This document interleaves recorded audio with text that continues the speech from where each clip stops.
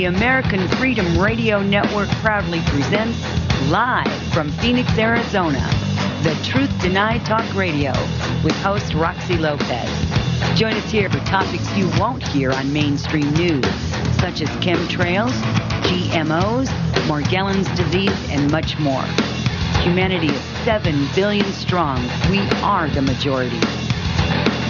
And now, live from the Valley of the Sun, your host, Roxy Lopez. Welcome, everyone, to the Truth Tonight Talk Radio. I'm your host today, Roxy Lopez. It is the 20th Friday, a weekend coming up on us right now. There are some concerns going on, and I just want to address something right now. I'm getting a ton of emails, and I appreciate your emails. This isn't to diss on you. So many of you are so in a state of fear right now, and part of the purpose of this show is not only just awareness, but to give you a solution. Now, keep that in mind during the course of this show, because our guest today is going to be disclosing a lot of information, and it's to serve the public. Now, Mashable U.S. and World reports rising number of drones dangerous for the U.S., and they report on who watches the watchers circling overhead in the U.S. skies. A congressional hearing on the possible risks of domestic drones lamented the absence of the U.S. Department of Homeland Security and its failure to step up to take responsibility. We're going to talk about some of that today. Homeland Security officials told Congress their duties don't cover the domestic use of drones in the U.S., according to U.S. Representative Michael McCall, a Republican from Texas and chairman of the subcommittee hearing of the U.S. House Committee on Homeland Security. But McCall worried that the agency was, quote-unquote, reverting back to a pre-9/11 mindset with a lack of imagination in identifying threats. Today's usage of drones in the U.S. remains limited to the law enforcement, border patrol, firefighting, and weather or scientific research, really. But the Federal Aviation Administration plans to allow non-government drones to fly nationwide by 2015, starting with the selection of 6 test sites this year. I want to know why. That's what I want to know. The House Committee examined increased domestic use of drones. Report came in July 19th. The House Homeland Security Subcommittee on Oversight, Investigates, and Management examined the Department of Homeland Security's ability to oversee the domestic use of unmanned aerial vehicles or drones. These aren't the only drones around in our skies, and I think Rosalind is going to be able to fill us in a little bit more. But the subcommittee looked at the increasing use of drones domestically and how they impact people's privacy. See, that's an issue here. Wouldn't you agree? Drones have been used by police departments, colleges, and some federal agencies. You need to remember that. And what is this weather experimentation drone all about? The rabbit hole goes deep. Today, Rosalind Peterson is going to help us define some of this. She represents the Agriculture Defense Coalition. If you want to go to her website, that's the agriculturedefensecoalition.org. We can guide you through the process of this show to go to certain links, because if I know Rosalind, and I know Rosalind, she's got proof behind her words whenever she airs radio shows and interviews. So without any further ado, I'd like to welcome Rosalind Peterson. Hi, Rosalind. How are you? I'm fine, and it's an honor once again to be here with you on your show.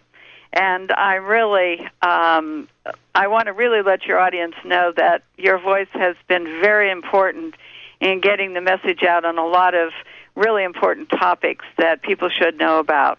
So I want to commend you at the beginning of the show and just say that I'm really happy and proud that you are doing what you're doing to bring the word to the people that may not know about what's happening behind the scenes or under the radar, as they say. Thank you. I appreciate that. I I don't even know what to say, but other than thank you. I appreciate that very much, Rosalind. It's a pleasure. It's always a pleasure to serve. Now, just you had you come on the show a couple of weeks ago with an emergency call to action. Can I just ask you whatever happened to that? I know that the deadline was midnight of July 10th for this U.S. Navy, the expansion of the warfare ranges, sonar, drones, etc. in the Pacific Ocean and Atlantic Ocean, and you gave us a call to action, and we did follow through with that, and many did write in or make the phone calls that they needed to make. So we did follow up with what we could do. But do you know what's happening now with that particular call to action that expired for the public consent or public opinion on July 10th at midnight? Well, yes, hundreds of thousands of people responded with calls to elected officials requesting U.S. Senate hearings, which is going to continue because I've asked people to continue to call their elected officials. We need hearings to save our marine mammals, our national marine sanctuaries from U.S. Navy warfare exercises. This is sonar, bomb blasts, new weapon systems testing, and more. And if you want to see more about this topic, you can visit the agriculturedefensecoalition.org. And at the top of the page, if you click on categories, you will find 6 sections with regard to this topic under U.S. Navy. And I'm hoping that everyone will look at this information and really understand that the U.S. Navy has gone to war on the Atlantic, the Pacific, the Gulf of Mexico, our national marine sanctuaries, marine reserves.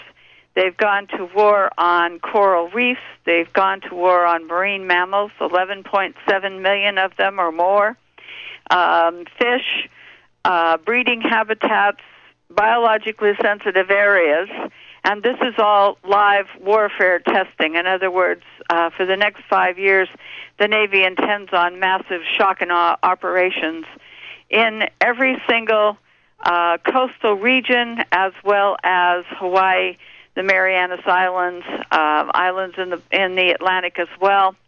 And there's 12 operating warfare ranges right now, and they intend to increase this area all the way from Maine, Canada border, all the way down to Florida and across the Gulf of Mexico, as the Atlantic range will expand from several smaller ranges into a massive large one. And then in the Pacific Ocean, from the Gulf of Alaska all the way to the Mexican border, all along the Pacific Ocean at West Coast Pacific region, and then all the way over to Hawaii and the Marianas Islands and Guam. It's a stunning, massive expansion where no area will be spared from 5-year warfare testing programs. So people have made an enormous difference in the actions that they have taken, and we will continue to marshal our efforts to request U.S. congressional hearings and state hearings on these issues in California, Oregon, Washington, and other coastal regions on the Atlantic as well as the Pacific seaboards. Thank you. And when you say continue, what is one of the efforts that you're doing? Are you actually appealing to the government at this point, yourself or your organization? Well, the Agriculture Defense Coalition and groups, the Ocean Protection Coalition in Mendocino County, other groups in Oregon and Washington, Alaska, some of the Indian tribes whose lands will be affected by this are also appealing. So the process is going to continue because we cannot afford this ocean massacre that's going to be perpetuated by the Navy and escalate and expand. And so therefore we're going to put a tremendous amount of pressure on elected officials, saying that if they want to be reelected or elected to whatever office they're running for, they have to take a stand to, in other words, protect these natural resources from warfare testing and experimentation. Who's at the top of this food chain, so to speak, as far as whose idea? Is this just the Navy, or is this coming from higher up, this experimentation and the expansion of this these programs, or this 5-year program? Well, it started under the Bush administration around 2005 or 2006. Okay. And escalated that the Navy was going to remake itself both for increased financial aid from the U.S. taxpayers, and also that they were going to turn themselves into being able to test advanced weapon technology and older technologies for training and testing in the Pacific, Atlantic, and the Gulf of Mexico. By 2008, they were in full swing with environmental impact statements for the smaller ranges, although they weren't that small, but the smaller ranges. And this proceeded to escalate under the Obama administration. So it wasn't stopped when the horror became known of what this would do to our coral reefs, our marine mammals, the fishing industry, tourism industry, coastal regions that are all impacted by this. And so it has continued to escalate and be funded. And so when you talk about horror, you're talking about 2,000-pound bombs, hundreds of them dropped in each of these ranges, 1,000-pound bombs, 500-pound bombs, a whole host of toxic chemicals to be dumped into the ocean.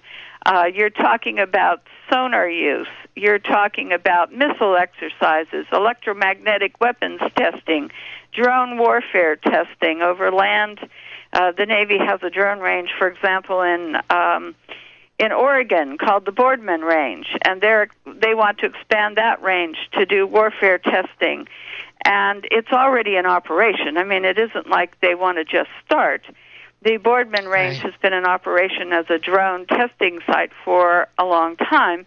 Now they want to expand the range and also to have drones carrying weapons, more heavily armed, nuclear-powered drones. They're hiring private contractors to conduct surveillance over land areas. So this is the beginning of surveilling the American population and endangering the population on land areas because these drones do crash. Right. Nuclear drones. Oh, my goodness. And I just want to make a mention. Callers, I know that you're already calling in, and if you could just be a little bit patient, let's get Rosalind a little bit her feet wet here before we start taking some calls. So if you want to hold on the lines, that's fine with us. Just be patient, and we will take your calls probably after the first break. So if you want to hang up and call back after the first break, go ahead and do that. I just don't want to. I'm aware that you're all on the lines, and we will be taking your calls. So, Rosalind, with this, tell me this. You probably know about this, being you have the history of it. I was reading some information that a few years ago, I want to say 2004 was the year, that there was supposedly a stop to the sonar use via the Navy that was put to a stop because of the pressure that was put on the Navy. So do you know anything about that? There was a lawsuit by the NRDC in 2007, 2008. Mm-hmm. By the time it got to the Supreme Court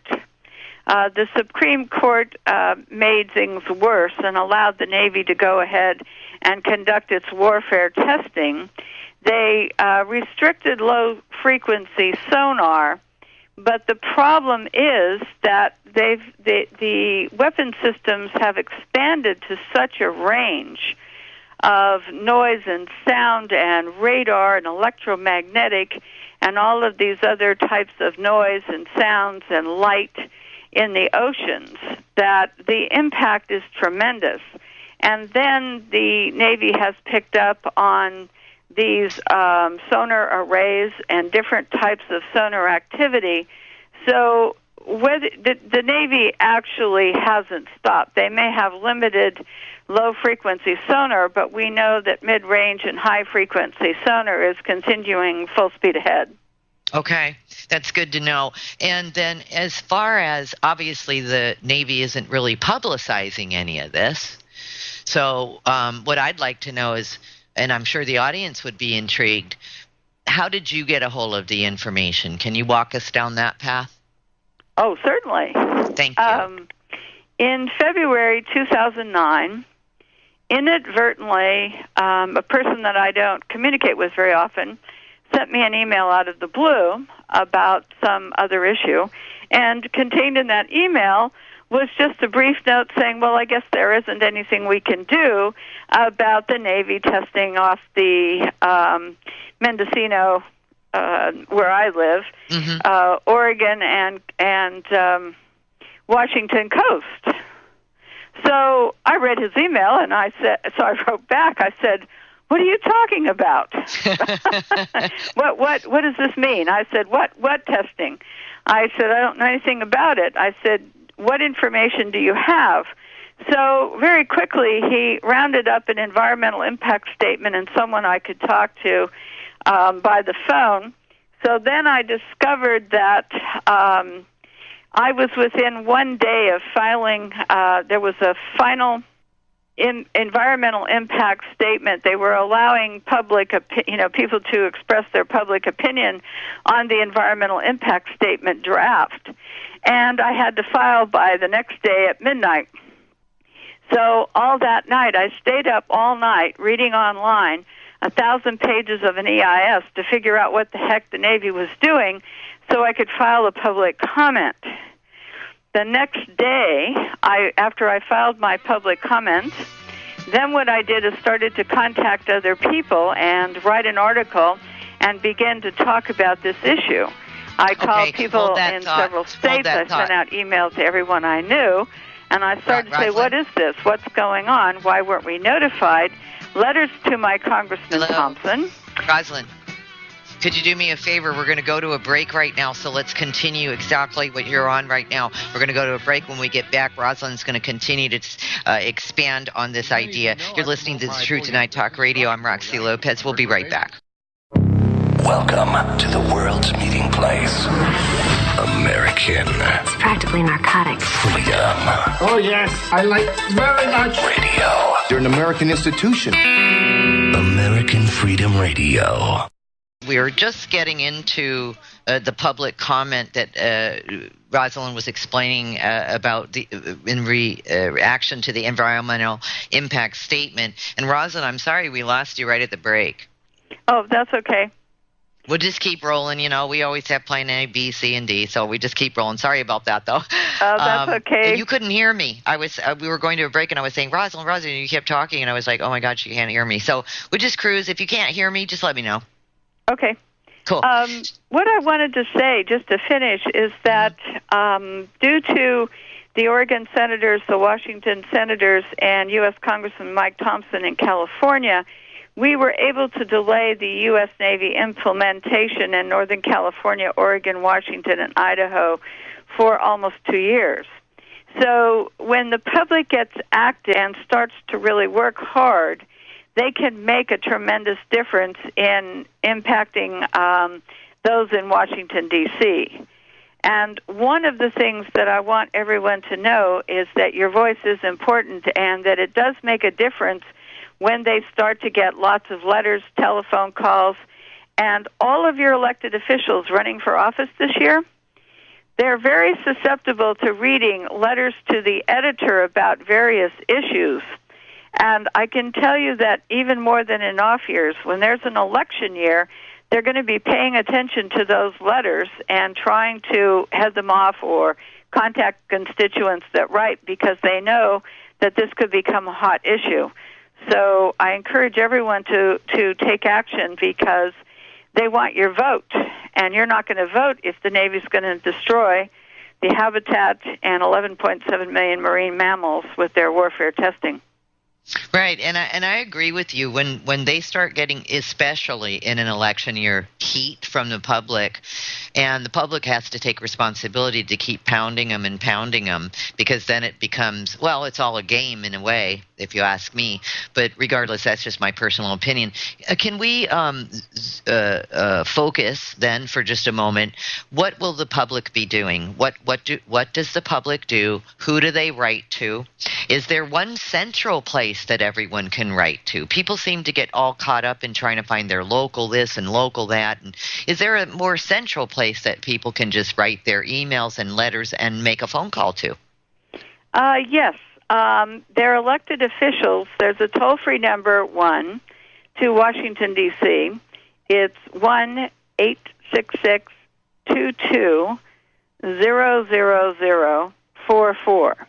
Okay. And that's the toll-free number, and you ask for whatever senator or congressman you want to talk to, and you can talk to other elected officials besides the one in your state. In addition, there's petitions on the website, and if you'd like to copy those petitions, you can just copy the petitions you can paste it into something, you can print it on a printer. We need as many signatures as possible on those petitions. You can send them back to me for delivery, hand-delivered to Washington, D.C., or you can send them to your elected officials, and I would pick Senator Boxer as a key person. I would pick the senators in your state to get copies. I would pick, in other words, Senator Sanders. I would pick... in other words, let me think here, Senator Mendez, because they're going to be doing a lot of testing in Florida and the Florida range. Mm-hmm. It just depends on which section of the area you're in. Also, letters to local newspapers, calls to radio stations, letters, open letters to your, in other words, your governor of your state. There's a lot of pressure that can come to bear because people send in petitions, and once you get them filled out, you can have them copied. You can send them to a whole group of people. You can call and to those that are running for office and let them know that you don't intend to vote for them unless they're going to hold hearings and protect our marine mammals and our national marine sanctuaries. And this is also protecting your health, because some of the chemicals, the airborne chemicals, will blow onto land areas. The aluminum-coated fiberglass can stay up in the air for 20 hours and will cover land areas with, it's called chaff, C-H-A-F-F, but that's going to cover land areas as well. So you're going to be exposed to aluminum. The U.S. Navy is conducting aluminum oxide atmospheric testing, where they put up aluminum oxide dust clouds into the atmosphere for testing and experimentation. All of this is on the U.S. Navy website that I have, along with their documents, their links to their environmental impact statements. There's cartoons, there's petitions. The information is readily available for the ranges in your area, and you can take a look at the maps, and the maps are stunning.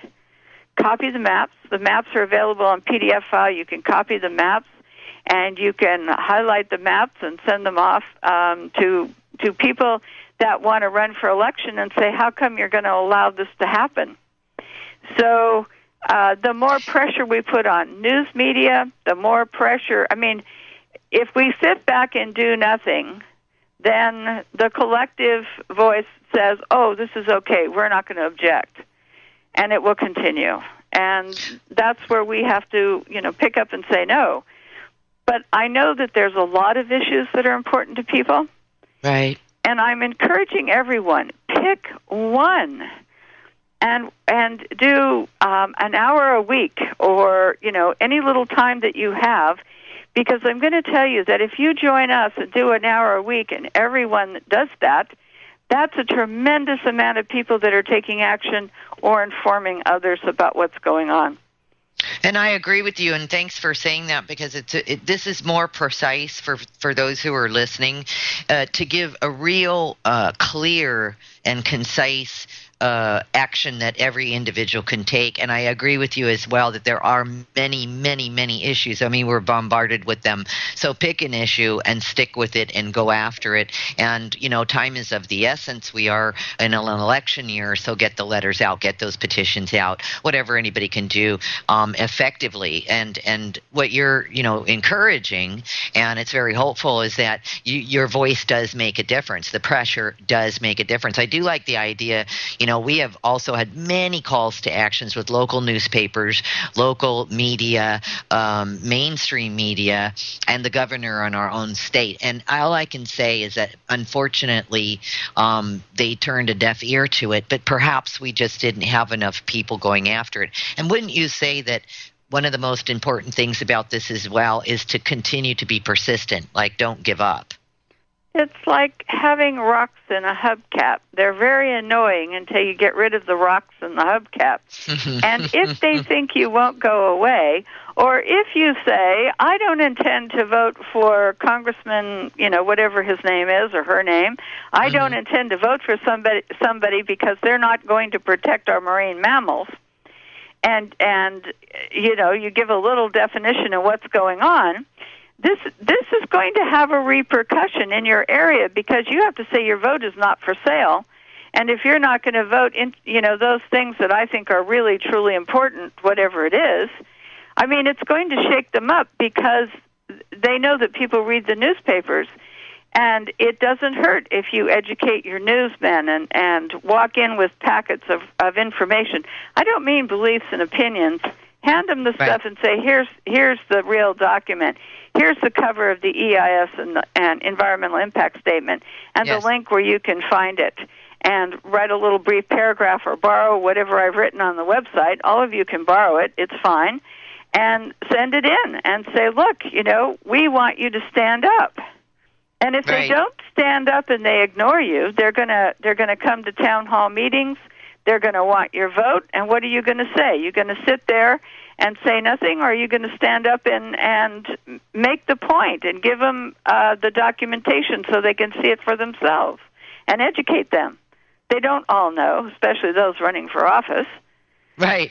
I agree with you. They don't know, and we're assuming that they all know what's going on behind the scenes, and you're absolutely right, because their focus, like with Senator Boxer, let's say, or Senator Sanders, their focus is all over the map, right? Or your local governor. And so they're not particularly interested in these topics or environmental impact statements, or, I don't think it's anything that they're concerned with until the public brings it to their attention, like what you just said. Rosalind, the phone lines are starting to stack up. Would you like to take a couple of phone calls? I'd love to. Okay, terrific. Let's see if we can just get somebody on the line here. Hi, welcome to the Truth Tonight Talk Radio. I'm Roxy Lopez, and our guest today is Rosalind Peterson. Do you have a question? Hey, yes. This is Rob Forget with Chemtrail Geoengineering Lawsuit, and Al DeChico. We just had some questions. Mm-hmm. Sure. Al? Yeah, I have a question. The big question is, why isn't Michael Murphy, Roxy Lopez, Rosalind Peterson in on the lawsuit that we're working on with Attorney Joe Marmon? I'd be happy to answer that. We sincerely want to know. We really could use your help. Okay. I have no problem answering that question. One of the things that I find is that we have to stick with what we can prove.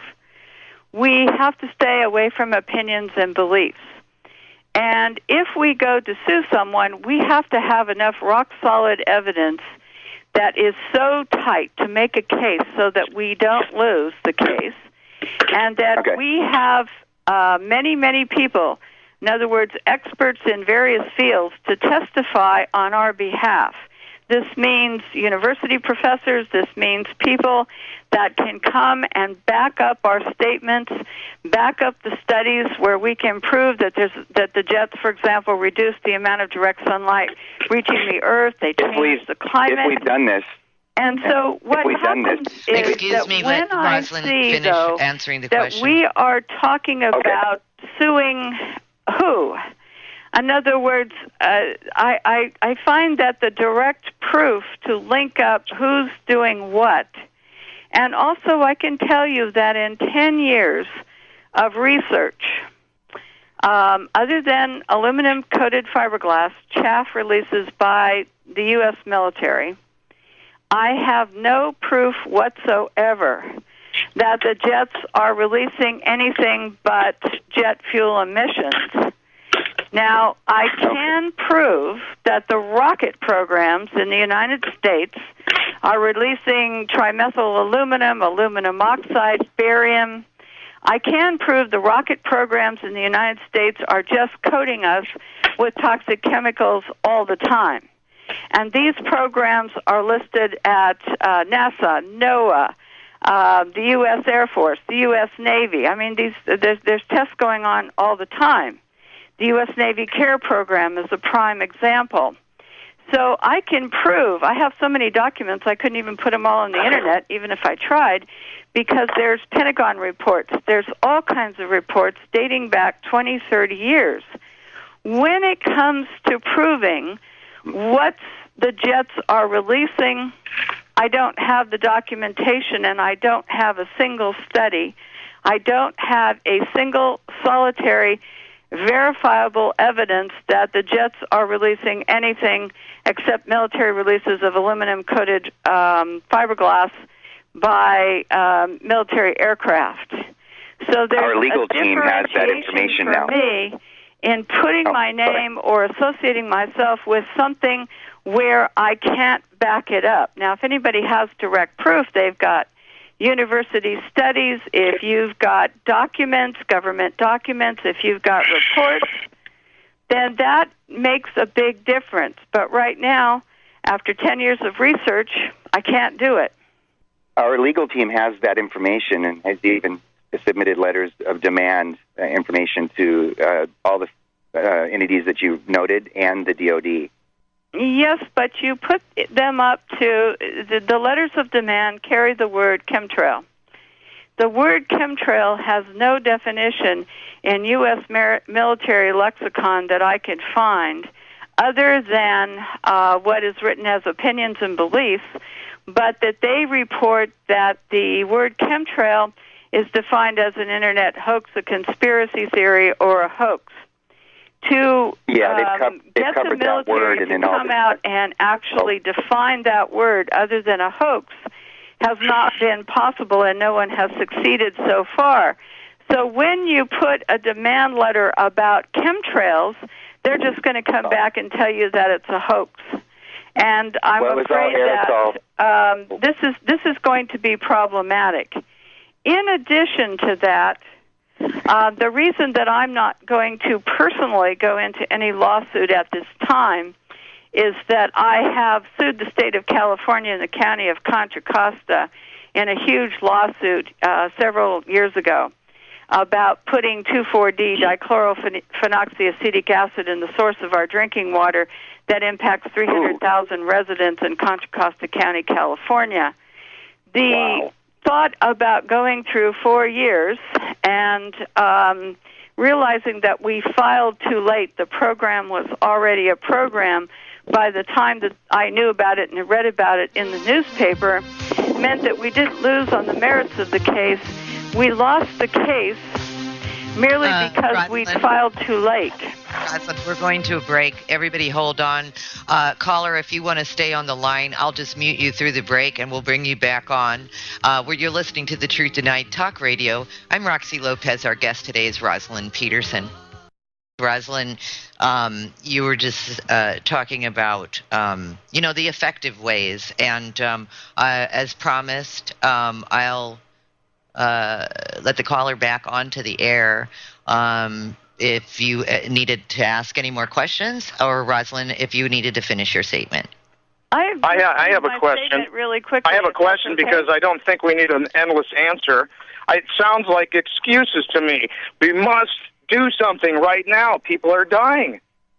Why is there no sense of urgency to sue and expose these people? We could talk about this and make movies till we're all dead. Have you had your blood work done? Our legal team has evidence, and since we've last spoke, Roxy, and we have addressed not only chemtrails, but any form of aerial spraying, disbursements, geoengineering, all the terms have been laid out in the demand. Okay. That's great. We're action. We need action. We need action, really, Roxy. This is about all of us on the globe, and I keep hearing excuses why we can't win in court. We have three options. Negotiate, that's not going to happen. Military force, they're doing it to us, and you know it. Correct. And there's lawsuits. We can sit here and talk to a politician till we're blue in the face for the next few years and say, oh, yeah, they're going to promise to investigate all this when they get elected. That's going to happen? Do you really believe that? Right. And we have documentation of. Just for the record, gentlemen, Rosalind was just about to say what happened with the lawsuit that she did try to put forward. And I've heard this already. It's another excuse. Hello. We need to move forward. If you keep interrupting, we need to move forward. This isn't that kind of show. So if we can all have respect, I have the floor for a moment. Yes, ma'am. Yes, ma'am. Right. So what I'm saying is that there are a number of efforts, and she's just one of many, and so are you. So there's no dissing on this show. We're listening. I'm listening. Rosalind, go ahead and finish your statement of what you encountered. Well, what I can say is that what I encountered with the lawsuit that I initiated is that since we had filed too late, the cost of paying for all of these lawyers on the other side, 11 of them, court costs, all the fees, 4 years it took. And this was no slow process. A lawsuit can go for 4 years, 5 years, 6 years, and it can take a long time to get through the courts. It's not like you go to court and instantaneously something happens. There's filing on both sides, and the process can be enormously time-consuming. My idea behind all this, though, and where I think we could make a big difference, is that we have to elect people at the local level. In other words, this is an election year. We have to elect people that are going to support what we want, change that we want. We have to get, for example, with the Navy, our County Board of Supervisors opposed the Navy options here in Mendocino County, Marin County, a whole host of counties, because we took the facts to them, we brought it forward to them, we educated them, and they decided to go against the Navy position. This is powerful. In Oregon, this happened in Oregon as well. Our congressman stood up for us because we told him we wouldn't reelect him unless he stood up for us. And by golly, he did. And I'm really proud of all of the efforts that he went through to do this. And Rosalind, the point that you're making is pretty clear. Because a lawsuit about chemtrails and different things, well, you've got to be prepared that this is going to take a long process and that you might not win. And so, therefore, I think having elected officials in office who are going to make a difference, put forth resolutions. And one last thing. We didn't like GMOs in Mendocino County, so what did we do? We got the Board of Supervisors support, and we put this on the ballot, and we voted out GMOs coming into our county, in Mendocino County, in 2004. The people even though we were outspent by Monsanto and the GMO companies and everyone, we beat them. And you see, the thing is, we beat them because we were well educated in the subject and we got it stopped here. So I think at the local level, when you start to change things in an election year, you start to take action locally and educate people, you're going to have a viable force that's going to move out to other states, other counties, elsewhere. And I think that that's powerful, and it can be done relatively quickly rather than over years and years of court filings and delays. And Rosalind, and I'll let you guys come back on. You're muted right now, and we have callers behind you, so I'm giving you the time and the opportunity on the show. So all I can ask you before I let you back on the air to just have some respect. Al made a point, we've got to do this now. You're making a point that, Rosalind, that this is an expedient. This is much quicker way, especially in an election year, and we've got, 110, 109 days left. So we've got we can create that pressure and get something done within the next 100 days or even less. And what I'd like to answer to Al and Rob is that as well, everyone's doing what everyone can do. So your way is the way you're doing it. My way is the way I'm doing it. And how dare you, I will say this, how dare you, because I work at this 7 days a week around the clock. You don't know what I'm doing. You don't know who I'm talking to. And when I let you back on the air, I want to tell you something. You know very well why I'm not in the lawsuit, and that is between me and attorney Joe Marmon, who I called and spoke with. So if I decide to keep that to myself, that is my business. So I'll let you back on the air. If you start attacking, I'm going to have to drop the call. I think I've been very fair on this show. So I'm going to unmute you and let you back on. I agree with you, Roxy.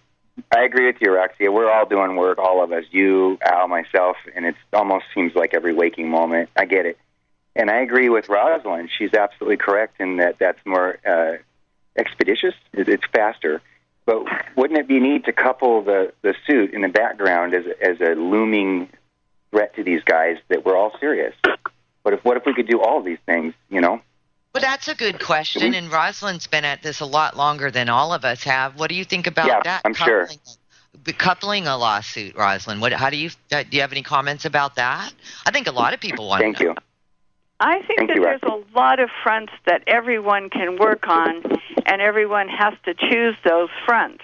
And, and I'm not opposing anyone else joining. I'm not opposing, whatever people want to do to make a difference on any issue they feel important. I'm going to encourage them to step up and do it, because as more and more people become educated, we're going to make a difference. We're eventually going to get there, one step at a time, but we're going to make it. I agree. Hey, Rosalind and Roxy. Yes. Sorry. Go ahead. Rosalind and Roxy, are you both going to be at Chemtrails Beyond Consciousness in L.A. by chance? Because we have a booth there, and it'd be really cool to stand. I wish you the best of luck with that. I'm not. Yeah, it'll be a struggle.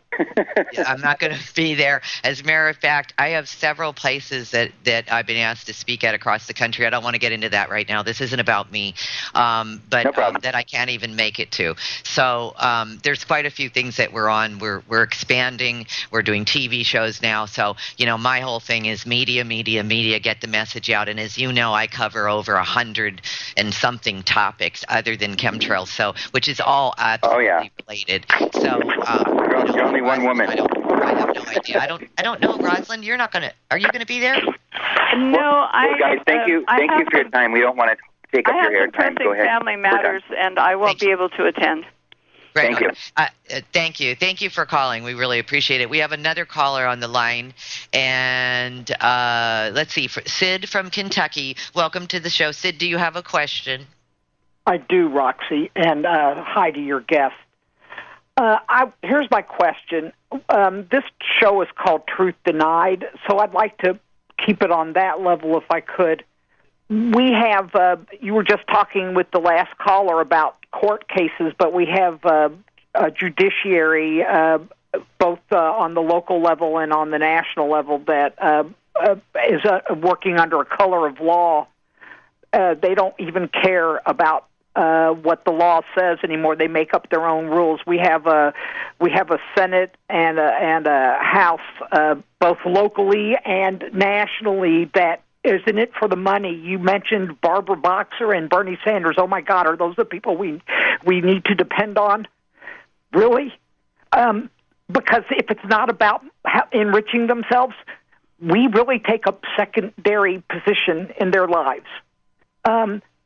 Guys, if we don't start to understand where we really stand, everybody was right in that conversation, and everybody was wrong in that conversation all at the same time, and it really, really was kind of a bummer. Look, these animals that you're talking about today, they've been under attack since the Gulf crisis and even before, but surely since the Gulf crisis, under a major assault. And that's where this discussion should have stayed, not on the air, which is so important. And what's coming out of the air is critically messed up. Okay. But the sea is... Sid, could you do us a favor? Hold on the line. We're going into a break, and when we come back, we'll address this. And I do appreciate your concern. We'll mute you and bring you back on the other side of the commercials if you would like to stay. So we'll do that. This is the Truth Tonight Talk Radio. It's getting heated, and it's okay. We want people to say what they're thinking, and we do the best we can. We'll be right back after the break. Stay tuned. You're listening to the Truth Tonight Talk Radio. I'm your host, Roxy Lopez. Our guest today from the Agriculture Defense Coalition.org is Rosalind Peterson. Rosalind, are you still with us? Oh, yes, I'm absolutely right here. Yes, ma'am. And what a pleasure it is.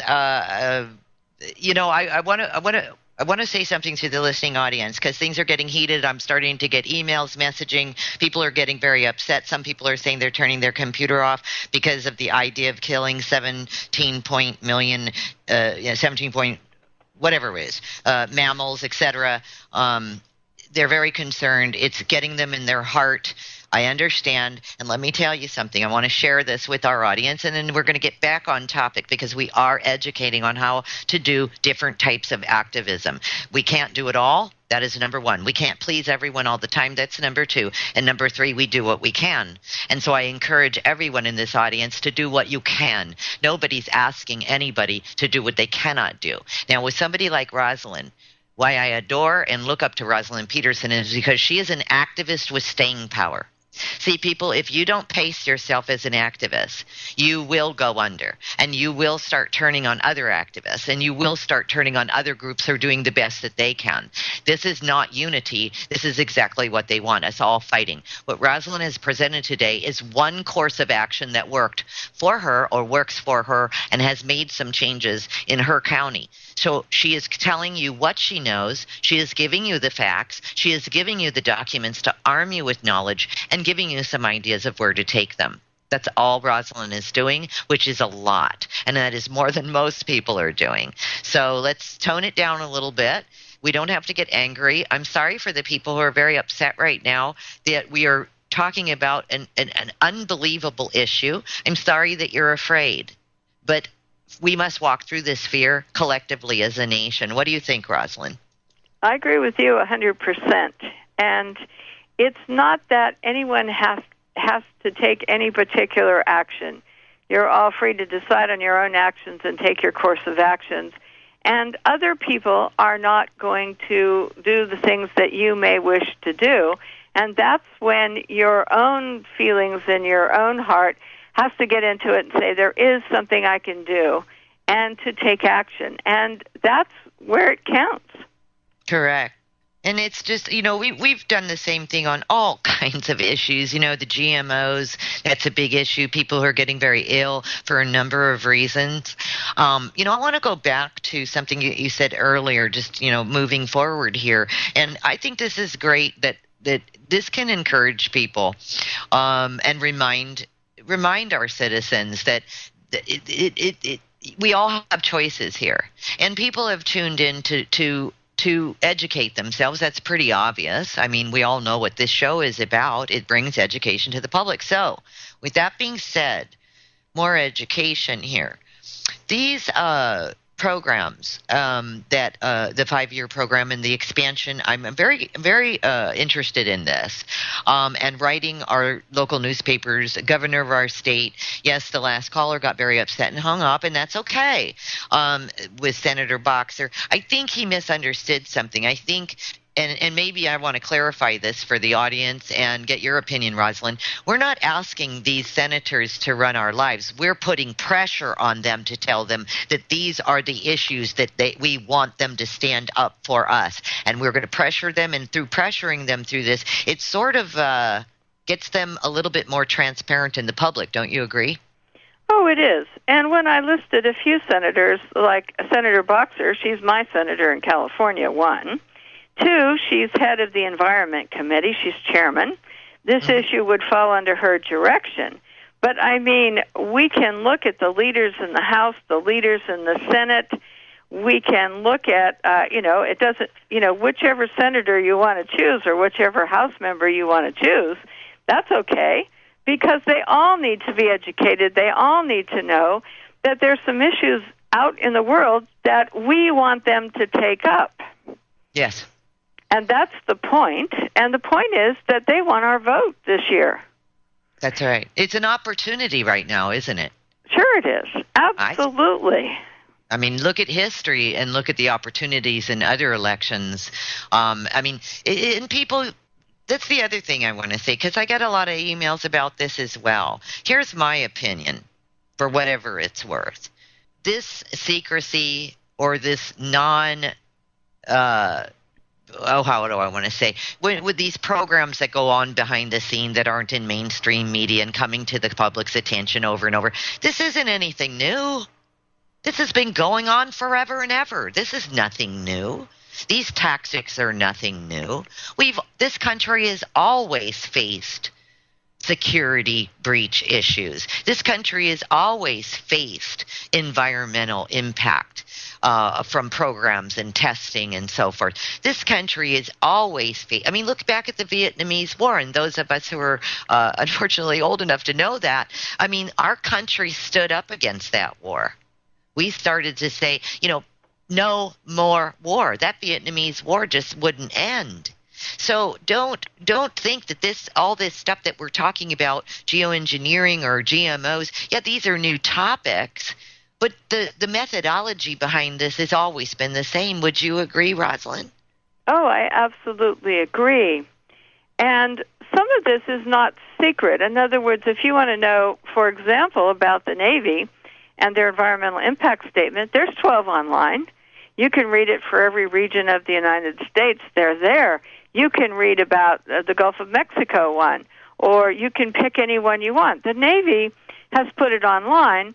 The media has chosen not to cover very much of this or tell you where to find the documents, but they're there, and that's why I spent 2 years in research and 6 sections of my website, including 7 if you add the drones, in the last 2 years, to bring this to public attention so people could look at the Navy maps, that they could look at this information, read the letters from elected officials, read what was going on. It's not a secret.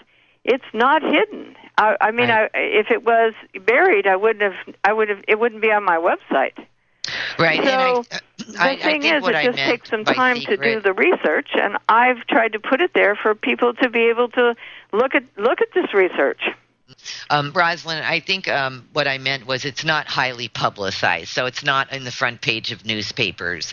No, that's correct. That's what I meant. I used the word secrecy because there are secrecies as well, but with this one, like you're saying, it is open to the public to peruse this information, read it, as you said, and what you have done is brought these files onto your website and links so that it made it easier so people don't have to go, jumping through hoops to get the information. So you've made this easier for the public, and I appreciate that. Thank you for doing that for us. Well, you're welcome, and I also agree with you on your statement as well. So clearly we are in total agreement on this. Okay, great. Wow, that's very cool. Now, moving forward, can we go back? People, if you don't want to hear what these programs cause, then you can just tune out for now, because I want to know. So I'm going to ask these questions because there's more people who want to know than don't want to know. So I don't mean to be rude here. So with you brought up the idea of the mammals that are at risk, and the maps of where the animals are at risk and so forth. Is anybody investigating this? Like, for instance, beached animals, beached whales, is anybody? I know I read a study and it was alarming and it freaked me out, to be honest with you, because I guess the studies have really changed. It went from where whales were just basically beaching themselves, and now they're beaching themselves, and who's ever doing the studies on these mammals are finding that their ears have exploded. So has the Navy bumped up the I don't know the word frequency, where now it's causing even more harm? Yes, I think they have, and also they have electromagnetic weapons testing. They have new lasers and new weapons, exotic weapon testing. If you want to go down that road, but the new weapons testing that they're doing produces tremendous sounds, and so of course they're finding deafness in whales and dolphins and other things because the Navy, in amping up their acoustics at all levels, is beginning to impact them as well. So just saying, well, low-frequency sonar is going to be reduced or not used isn't good enough when the technology is escalating at a tremendous rate, and what we're doing is escalating. Yes, and I have a question about what does the rest of the world think about this? That our U.S. Navy is doing these experiments. What does the rest of the world think about this? Well, I think that what it's doing is it's escalating the Chinese into advancing their warfare technology, both in space and in the oceans and on land. The Russians now are beginning to escalate again.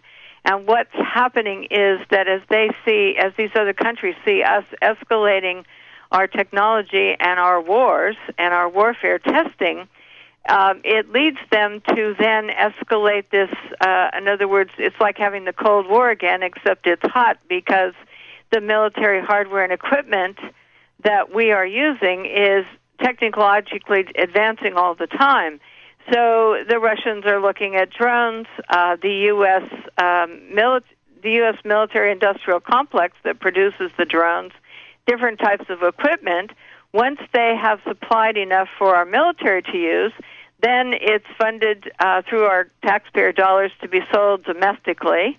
Once they reach the end of that line where they can make money, these corporations are now requesting that they be able to sell drones and other warfare technology to other countries. This, with the state of things in the world, if we start selling to other countries, we threaten our own security and our own stability by either giving these things or selling them to other countries as well. And pretty soon the technology, it's very easy for other countries to gain the technology.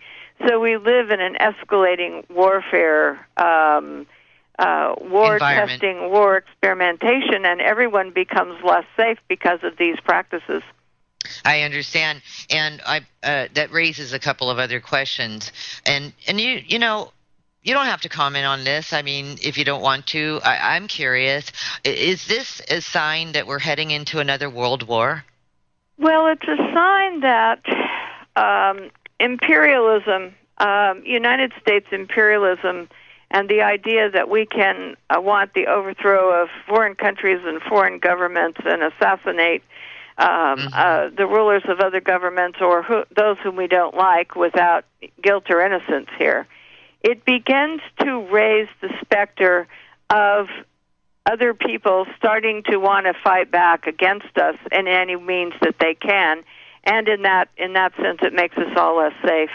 And I think that that's the scary part of this, is that our escalating in every area, going to war in all these different countries. We're in Africa now. We have troops on the ground in many countries, like Mali and other countries now. We're talking about, in intervention in Syria. We're talking about intervention in other countries.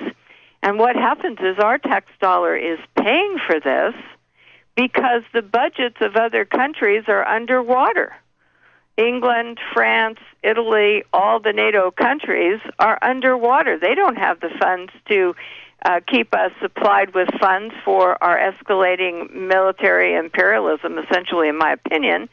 So therefore, what happens is that we have to put more and more of our tax dollars, as I said to one Navy commander about a month ago.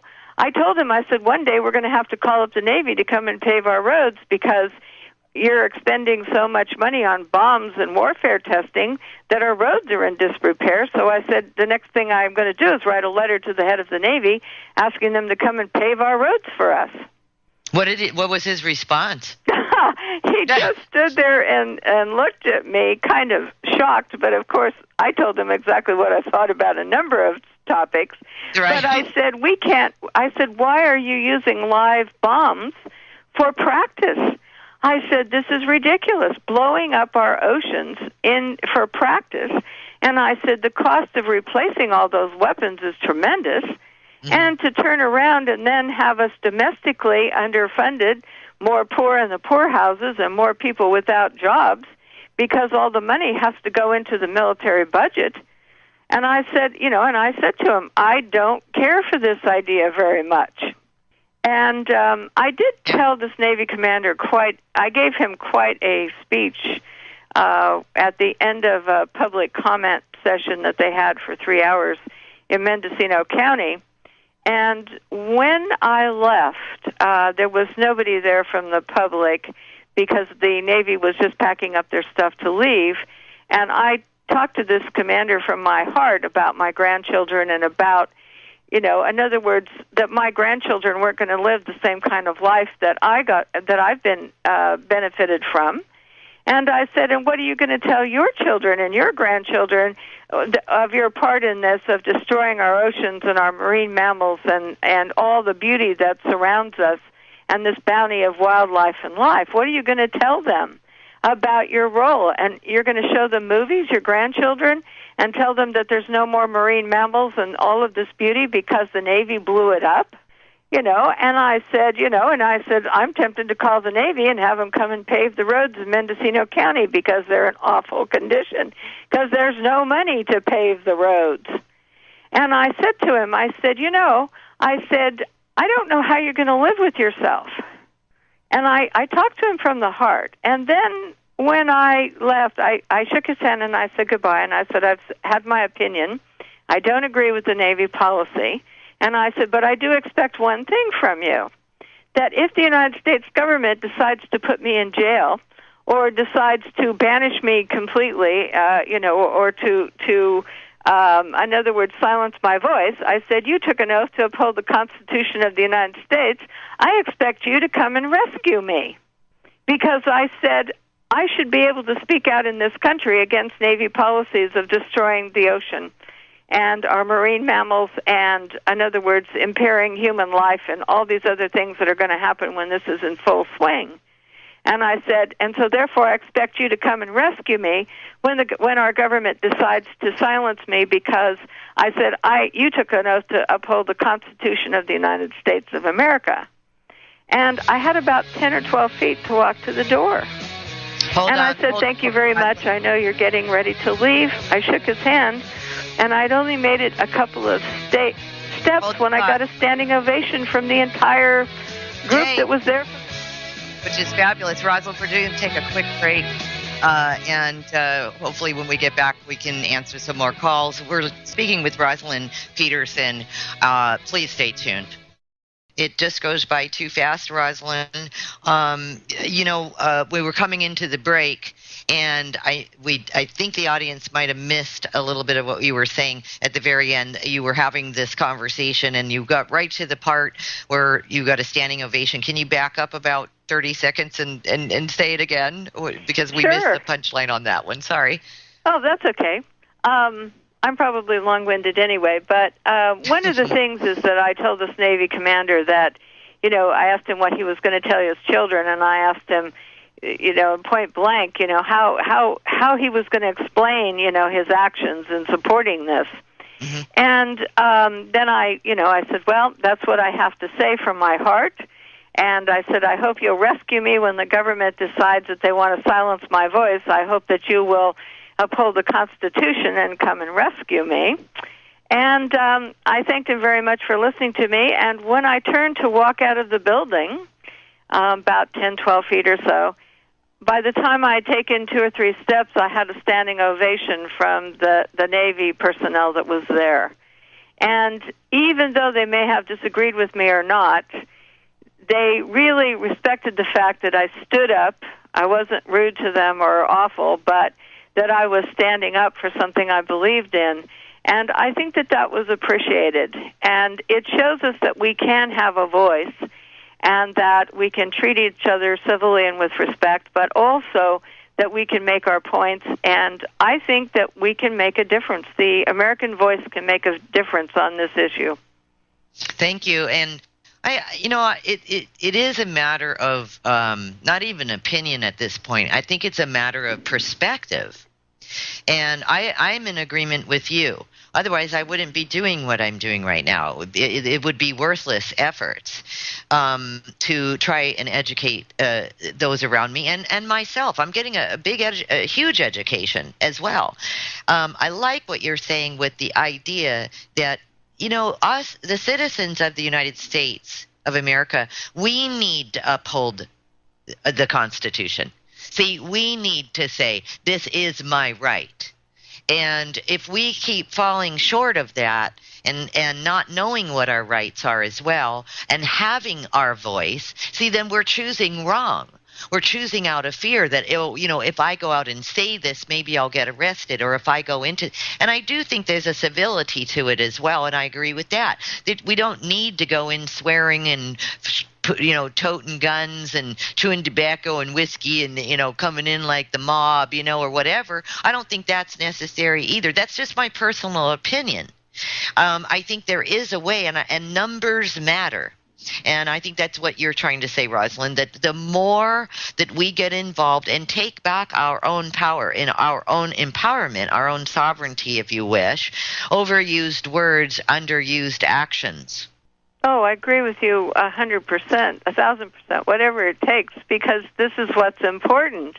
But, I've said before that, women, when my mother was born, didn't have the right to vote.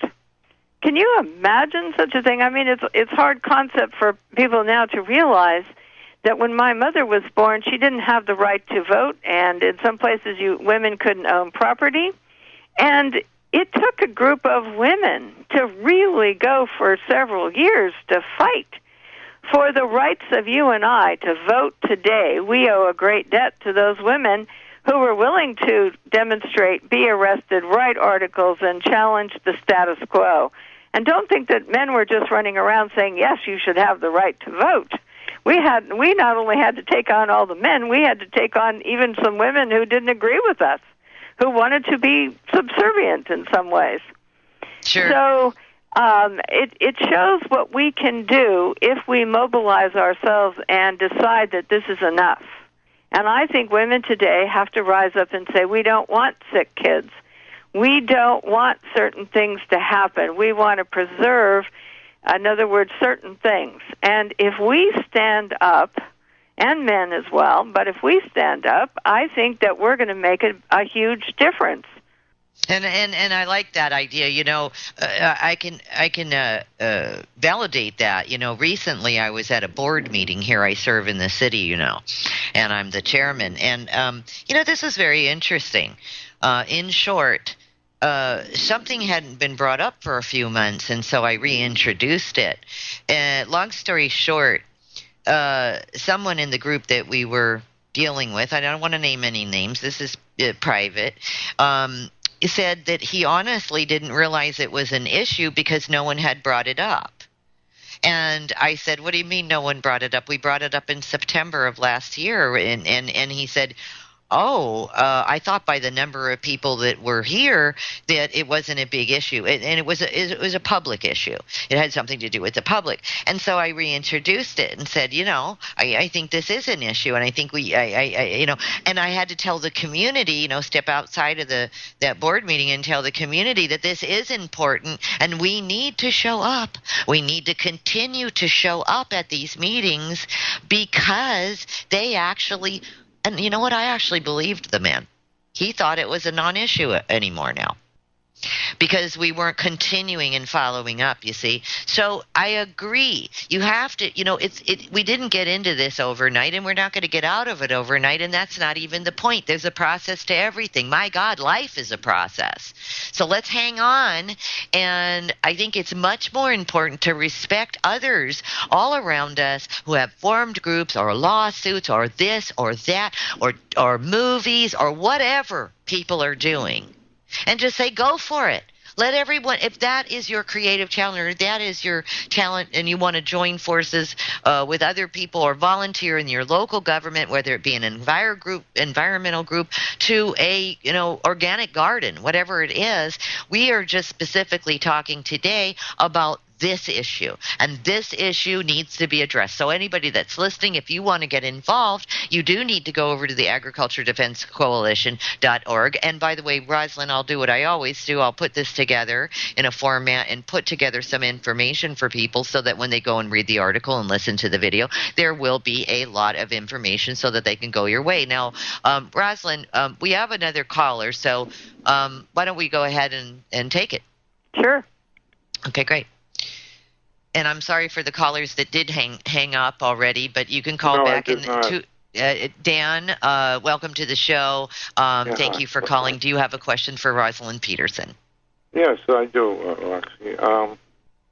Ms. Peterson, just to make it short and quick, prior to the creation of Israel in the Middle East, what enemies did the United States have in the Middle East?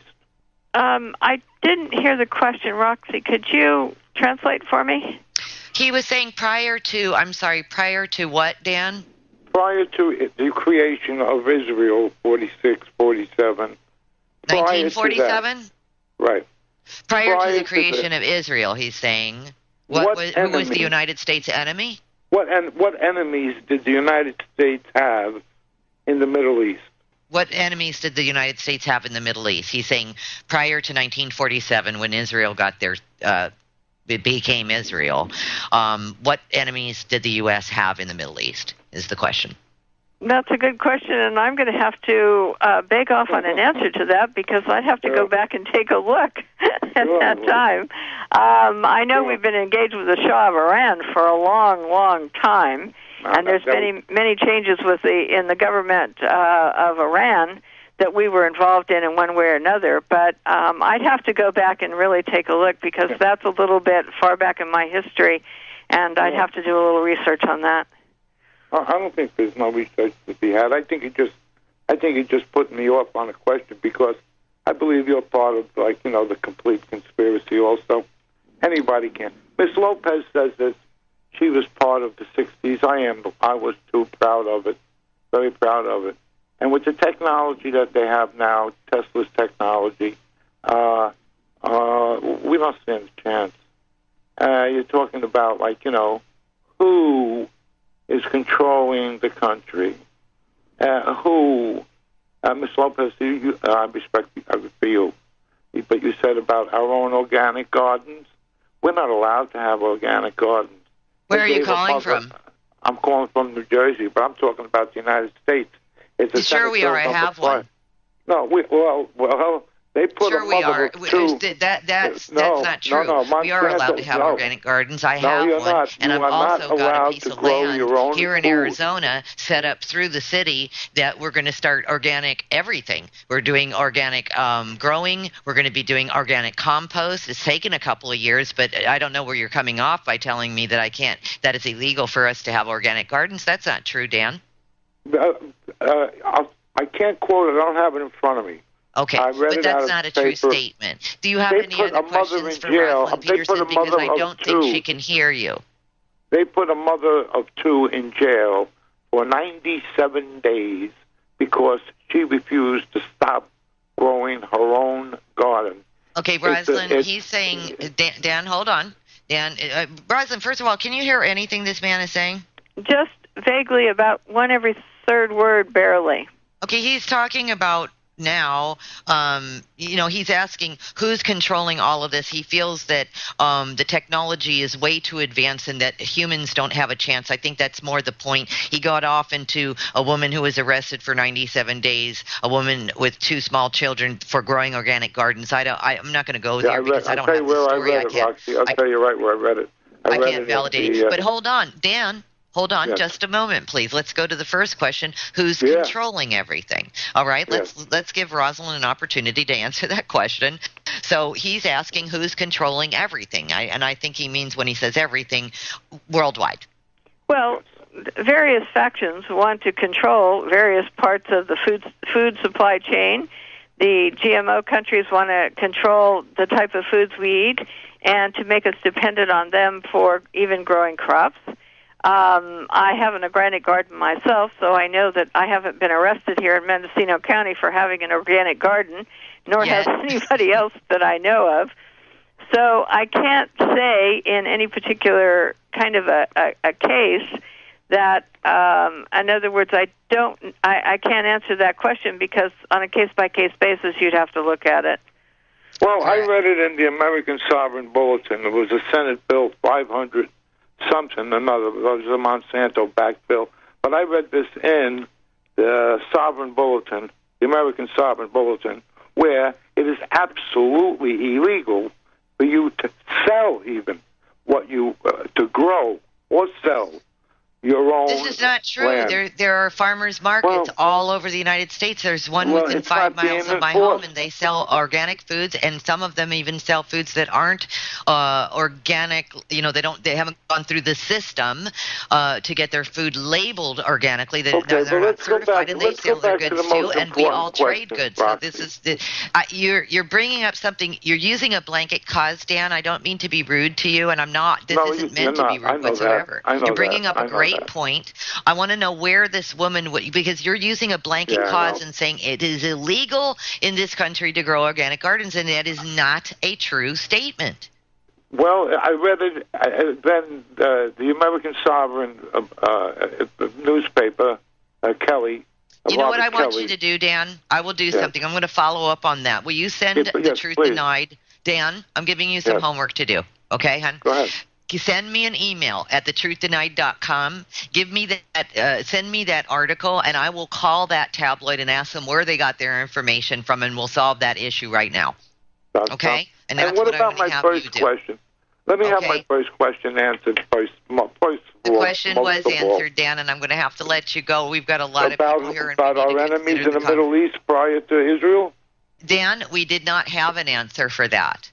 Yeah, I know that. You can't get an answer for that. But you can. But if you think about it, I'll give you the answer. We'll try to think about it. Maybe that's a good question for one of our writers to cover. I'll give it to you. We had none. We didn't have any. So we never had enemies in the Middle East before 1947. Okay. Well, I guess we can ponder on that. And, Dan, I want to thank you for your call. Okay? And your show was fantastic, Roxy. Thank you, Dan. You keep listening, all right? And now, what was that? The Truth Denied, right? That's correct. Okay. And you have a wonderful evening. Thanks for calling, okay? Thank you for taking my call. You are very welcome. Okay, bye-bye. Bye-bye now. So, he brings up, according to him, would you agree with that, Rosalind, that who was our enemy in the Middle East prior to 1947, that we had none? I don't think that's quite accurate. I don't know, and I'd have to really do a little history research, and I can always do it, but it's a little time-consuming. But I know we had involvement in the Middle East at some point. Right. Well, I'm going to look into it, too, because I'm actually quite curious about it. I've got a writer for The Truth Denied who studies and writes about that era, so I bet you she even knows the answer to it. So that'll be very interesting. Well, we'll find out. Yeah, we will find out, and we'll talk about it on another show for sure. So back to part of what we were talking about. And callers, just hang in there for a second, because this show is going by way too fast. Did you speed up the clocks, Rosalind? No, I didn't, actually. The whole day has been like this. I don't know where it goes. It just absorbs into the air. Well, we're going into a break. There you go. We're going into a break. When we come back, we're going to get all of the information that you can contact Rosalind Peterson with. Let's go through the break on the other end. And again, you must involve people. AgricultureDefenseCoalition.org. Go and check it out. Stay tuned. Don't go anywhere. Listen, if you want to be a part of protecting 11.7 million marine mammals, that's just scratching the surface, in my opinion. She's got the answers as far as what you can do if you choose to. And so, Rosalind, welcome back. Let's go over that one more time. I can give the public a little information. There is a toll-free number, 1-866-220 0044. That is one of the phone numbers you can call to let your congressmen, senators, whoever know that you will not elect them. You will not allow them to be in office if they don't stand behind and stop this madness with these Navy programs. And, of course, Rosalind, you usually give out your number, too, if anybody has any questions, correct? That's correct, and I can give you all that information right now if you'd like. I would love that. I think that would be perfect. Okay. On the agriculturedefensecoalition.org, there's a contact section with my email address, my address, my home telephone number on it, which is 707-485-7520. My email address is info@californiaskywatch.com. One of the things that I have done for the last 10 years, and with the help of others who have sent information along the way as well, many others from other countries as well as the United States, is to put over 40,000 documents on two websites, the agriculturedefensecoalition.org and californiaskywatch.com. They are interconnected by a categories section, which lists by categories all the items I've found of interest in researching for the past 10 years, as of this last April 27th. And I have provided all of this information because I want everyone to have a clear idea on any topic that they might want to look in that happens to be on my website, and there are a lot of them in the category section.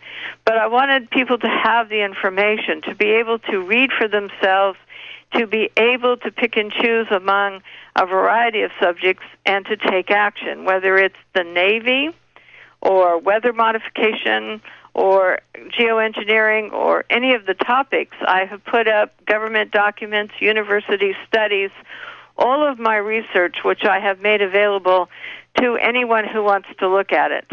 I want to have one caveat. There are no classified documents on my website.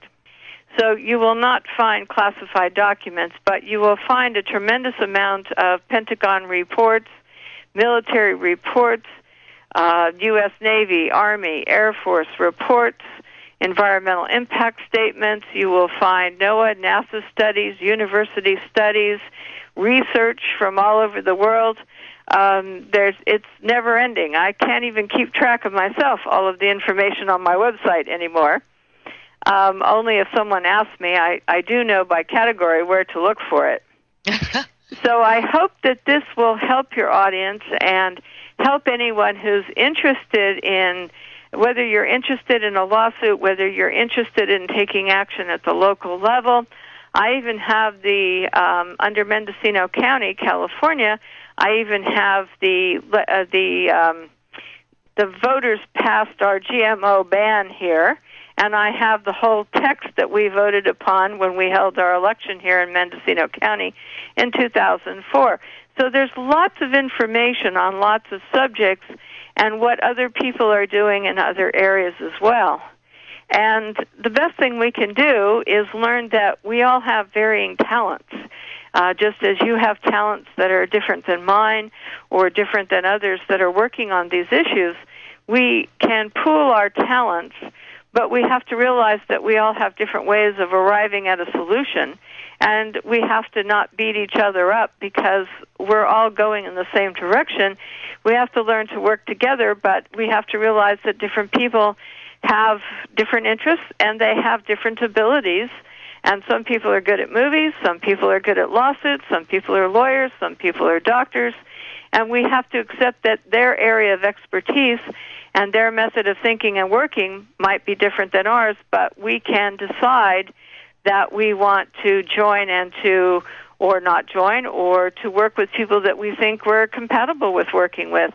But treating each other with respect, I think, is of paramount importance, even if we disagree on some issues. I agree with you there. Thank you for saying that, because you brought up two very, very important things. If you just like anything else in life, you want to have a party, you don't invite 15 people that you can't stand. So if you're going to form organizations, or if you're going to get involved and you want to pick a few people to help you with it, or like minds. I definitely agree with you there. Some like minds and have respect for one another. You don't always have to agree, and then there are going to be people that you just happen to work with better than others. So don't kill yourself over it and work with a bunch of people that you don't like. Find people that you do like, and I think that the outcome is much more it's quicker and it's much more effective than to form groups and then fight amongst each other. I think this is like one of the viruses going on in our country right now. I think that we can step back from that and learn a lesson from it and just go with, like you said, compatibility. I have a question. You mentioned the GMO ban in Mendocino. Do you have any information? I'm asking this for myself. Do you have any information if, for instance, I wanted to start a GMO ban here in Arizona or in Hawaii? Do you have information about that or anything that I can copy and make a template, if you will? Absolutely. I know cool. that Michael Murphy is working on a GMO ban, and they're working on it very hard in Hawaii. And I think they have a template that they've already started, so that might be something you can look at for there. Okay. I have, if you contact Frey Vineyards, Frey Vineyards, in Redwood Valley, California, Katrina Frey would be happy to talk to you about, in other words, how they approached this GMO ban here. Okay. She's wonderful to talk to, and she would be a great resource person. And also on my website, I do have the documents and some of the things that we went through, and I can make sure that I send them to you so that you can take a look at them as well. And I'll send you Katrina's telephone number so that you could take a look at that. But yes, we have some templates and things that worked here in Mendocino County. But the paramount issue for Mendocino County was we took education first and educated the public so that the snow job that came through from GMO promoters, we beat them by about 70-80% in the vote. So they didn't make a difference because we stuck with what we could prove, and it worked. That's excellent, and that's good advice as well, and good suggestion to stick with the proof, because then it becomes undeniable, and we can go on and on about undeniable as well. But this is much more positive. I rather follow suit with something that, and you're right, educating is first and foremost. But they just moved Monsanto into a couple of years ago into the small town of Casa Grande, Arizona, which is where I'm broadcasting from right now. And I'm concerned because they took up a lot of residents, and they're showing up on the tax revenue reports for Casa Grande as being the largest tax contributor to Casa Grande. So I'm very concerned about that, and I want to start doing something about that here locally. We are a farming community too, so I don't like this. I don't like it one bit. Well, the GMO grasses too, have been killing the cattle in Texas. I know. And also there's GMO mosquito releases now that I think got out of control in several places, because they're beginning to impact. There's not enough predators to kill all these GMO mosquitoes now. So the birds and the bats can't keep up, so these mosquitoes are going to take over because their natural predators aren't going to be able to take care of this overpopulation caused by GMO mosquito releases. This is insanity. Why a GMO mosquito? Oh, what's the point of that? We don't have that's a whole new topic, because they just this Florida releases of these GMO mosquitoes, and then the U.S. Air Force just this past week was spraying a chemical that we know causes cancer to control the mosquito population in southern Florida. Dibrome is a cancer-causing agent. It's horrible. Oh, my goodness. I'll send you that information, because the insanity of this is absolutely incredible. And they decided that they were going to spray the entire population of these areas with a C-130 cargo plane. Can you imagine how many tons of this chemical that causes cancer, according to State of California documents and records? It's a neurotoxin. It has other problems for asthma and especially causes cancer in men. This is terrible. That's it's a stunning. toxic tsunami. Yeah. Mm-hmm. And this cancer-causing chemical they're spraying kills wildlife, fish, larvae, and the natural predators of mosquitoes. This is not helpful because the mosquito population will grow so fast without any natural predators. So you're getting into a never-ending cycle of toxic chemical exposure to the population. Well, we're going to have to end it right there. We're completely out of time, Rosalind. I want to thank you for coming on the show. Thanks for all of the information. I'll get some information to you as well. And please don't be a stranger. Okay, and thank you again for having me on your show today. You're a most excellent guest, and you're absolutely welcome. And again, it's Friday. Everyone have a safe weekend. I'm Roxy Lopez. This is the Truth Denied Talk Radio. Thanks for listening. No rules, no rules, no taboo topics, no taboo topics, no fear of doom, no fear of doom. We are American Freedom Radio, American Freedom Radio. And identifying threats. Today's usage of drones in the U.S. remains limited to the law enforcement, border patrol, firefighting, and weather or scientific research. Really. But the Federal Aviation Administration plans to allow non-government drones to fly nationwide by 2015, starting with the selection of 6 test sites this year. I want to know why. That's what I want to know. The House Committee examined increased domestic use of drones. Report came in July 19th. The House Homeland Security Subcommittee on Oversight, Investigates, and Management examined the Department of Homeland Security's ability to oversee the domestic use of unmanned aerial vehicles or drones. These aren't the only drones around in our skies, and I think Rosalind is going to be able to fill us in a little bit more. But the subcommittee looked at the increasing use of drones domestically and how they impact people's privacy. See, that's an issue here. Wouldn't you agree? Drones have been used by police departments, colleges, and some federal agencies. You need to remember that. And what is this weather experimentation drone all about? The rabbit hole goes deep. Today, Rosalind Peterson is going to help us define some of this. She represents the Agriculture Defense Coalition. If you want to go to her website, that's the agriculturedefensecoalition.org. We can guide you through the process of this show to go to certain links, because if I know Rosalind, and I know Rosalind, she's got proof behind her words whenever she airs radio shows and interviews. So without any further ado, I'd like to welcome Rosalind Peterson. Hi, Rosalind. How are you?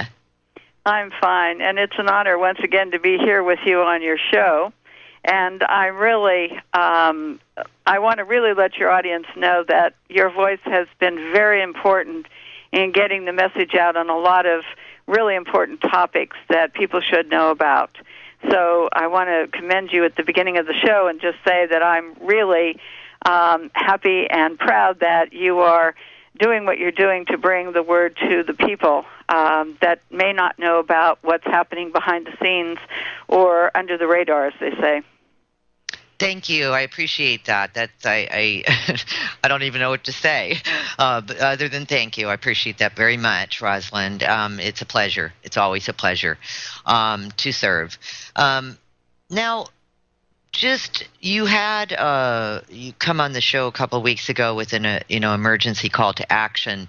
Can I just ask you whatever happened to that? I know that the deadline was midnight of July 10th for this U.S. Navy, the expansion of the warfare ranges, sonar, drones, etc. in the Pacific Ocean and Atlantic Ocean, and you gave us a call to action, and we did follow through with that, and many did write in or make the phone calls that they needed to make. So we did follow up with what we could do. But do you know what's happening now with that particular call to action that expired for the public consent or public opinion on July 10th at midnight?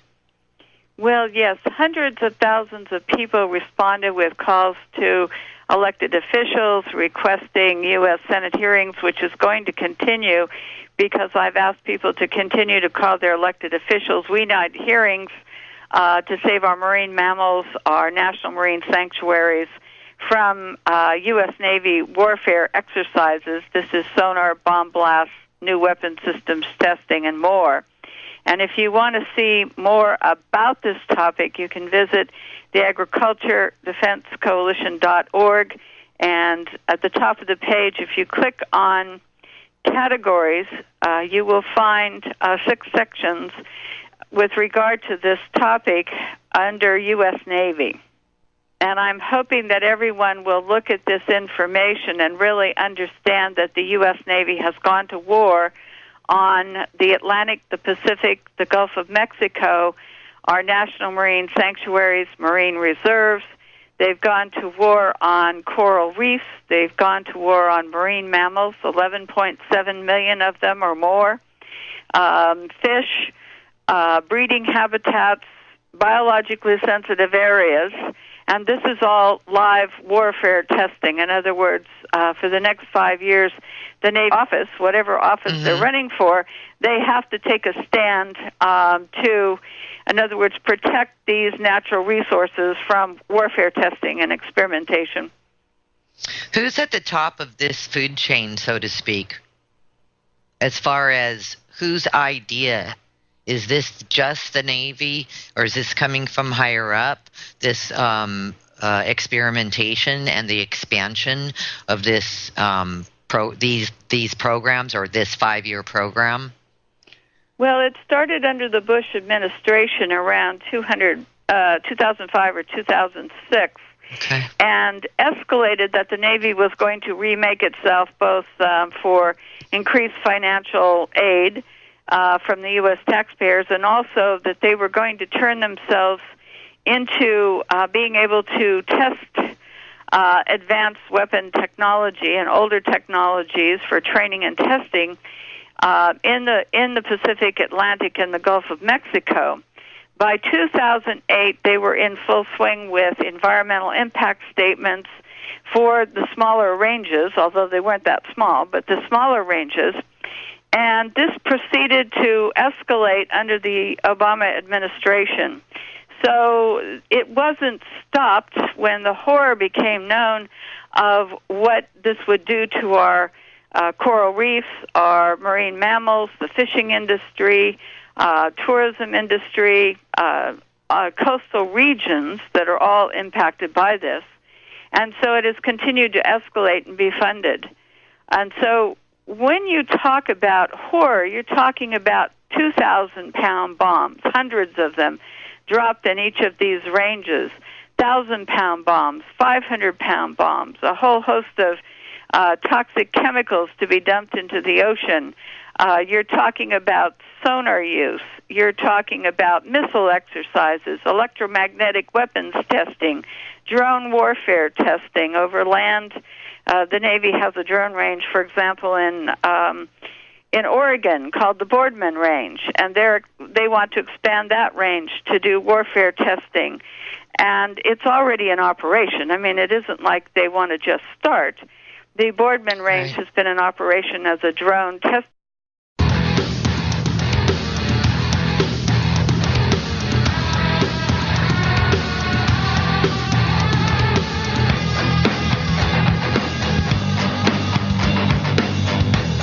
The American Freedom Radio Network proudly presents, live from Phoenix, Arizona, The Truth Denied Talk Radio with host Roxy Lopez. Join us here for topics you won't hear on mainstream news, such as chemtrails, GMOs, Morgellons disease, and much more. Humanity is 7 billion strong. We are the majority. And now, live from the Valley of the Sun, your host, Roxy Lopez. Welcome, everyone, to the Truth Tonight Talk Radio. I'm your host today, Roxy Lopez. It is the 20th Friday, a weekend coming up on us right now. there are some concerns going on, and I just want to address something right now. I'm getting a ton of emails, and I appreciate your emails. This isn't to diss on you. So many of you are so in a state of fear right now, and part of the purpose of this show is not only just awareness, but to give you a solution. Now, keep that in mind during the course of this show, because our guest today is going to be disclosing a lot of information, and it's to serve the public. Now, Mashable U.S. and World reports rising number of drones dangerous for the U.S., and they report on who watches the watchers circling overhead in the U.S. skies. A congressional hearing on the possible risks of domestic drones lamented the absence of the U.S. Department of Homeland Security and its failure to step up to take responsibility. We're going to talk about some of that today. Homeland Security officials told Congress their duties don't cover the domestic use of drones in the U.S., according to U.S.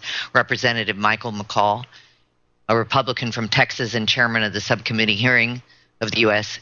House Committee on Homeland Security. But McCall worried that the agency was, quote unquote, reverting back to a pre-9/11 mindset with a lack of imagination. He intends on massive shock and awe operations in every single coastal region, as well as Hawaii, the Marianas Islands, islands in the Atlantic as well. And there's 12 operating warfare ranges right now, and they intend to increase this area all the way from Maine, Canada border, all the way down to Florida and across the Gulf of Mexico, as the Atlantic range will expand from several smaller ranges into a massive large one. And then in the Pacific Ocean, from the Gulf of Alaska all the way to the Mexican border, all along the Pacific Ocean at West Coast West Coast Pacific region, and then all the way over to Hawaii and the Marianas Islands and Guam. It's a stunning, massive expansion where no area will be spared from 5-year warfare testing programs. So people have made an enormous difference in the actions that they have taken, and we will continue to marshal our efforts to request U.S. congressional hearings and state hearings on these issues in California, Oregon, Washington, and other coastal regions on the Atlantic as well as the Pacific seaboards. Thank you. And when you say continue, what is one of the efforts that you're doing? Are you actually appealing to the government at this point, yourself or your organization? The Agriculture Defense Coalition and groups, the Ocean Protection Coalition in Mendocino County, other groups in Oregon and Washington, Alaska, some of the Indian tribes whose lands will be affected by this are also appealing. So the process is going to continue because we cannot afford this ocean massacre that's going to be perpetuated by the Navy and escalate and expand. And so therefore we're going to put a tremendous amount of pressure on elected officials, saying that if they want to be reelected or elected to offices, that